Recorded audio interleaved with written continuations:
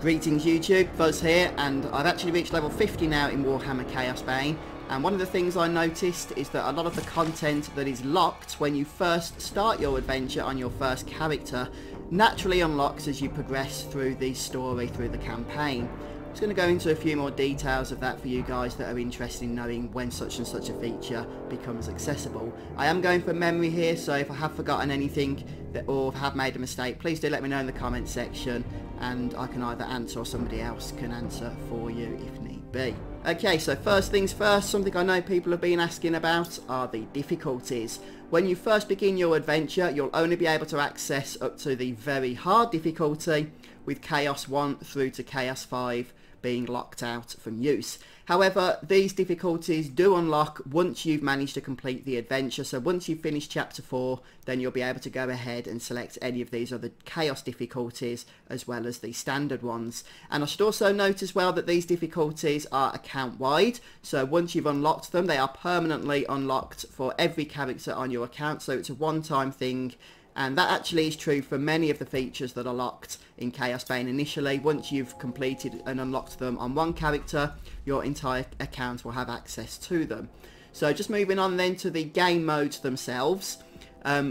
Once you've gone ahead and completed an act, then expeditions will be unlocked for that particular act. And expeditions are just a way of running through a randomly generated map for extra rewards. They're good when you're leveling actually, since they do give a bit of experience on top of what you'd normally get through the story.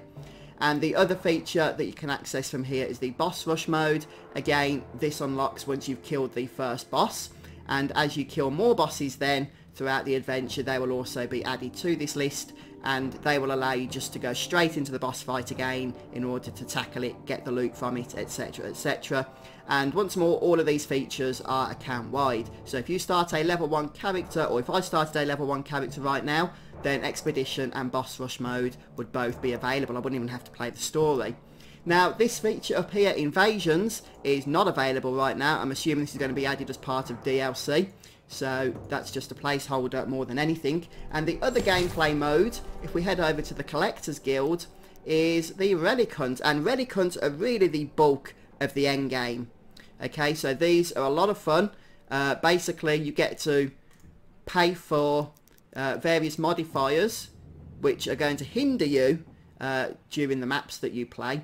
But you'll get extra bonuses, as you can see there, depending on how many modifiers, how many penalty modifiers you go ahead and purchase. So this will be a great way for farming loot, and indeed I've already got some nice red items, which are the game's rare items, from the Relic Hunts, and that unlocks, again, I believe it's account wide, once you've completed the overall story. So once you've finished Act 4, Chapter 4, then Relic Hunts will be available.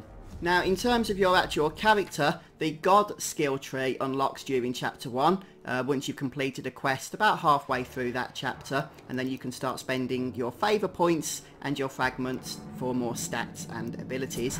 And Bloodlust, which is a pretty awesome ability when you want to just mow down a whole bunch of enemies and collect a bunch of fragments, unlocks also during Chapter 1. You'll have one Bloodlust bubble to work towards them, and then as you complete quests in Chapter 2 and in Chapter 3, you'll unlock a further 2 Bloodlust resource bubbles as well. And also in terms of character, you'll have the ability to unlock a feature at the character screen here called Item Blessing, which allows you to basically improve items by spending fragments and other piece of currency as well. This unlocks after completing a quest, I think it was in Chapter 3, and you can also use these triangle things, I can't think what they're called off the top of my head, to boost the item even further, but you don't unlock that until I think it's the end of the story. Okay, so this unlocks progressively throughout the game as well. Incidentally, these fragments that you collect are also account wide, so you can collect them on one character and spend them on another. But that's it then, folks. Like I say, if I've missed anything, let me know in the comment section. Do my best to answer. Hope this video was helpful to you. If it was, don't forget to leave a like and come back soon, hopefully for more Warhammer Chaosbane content. See you then.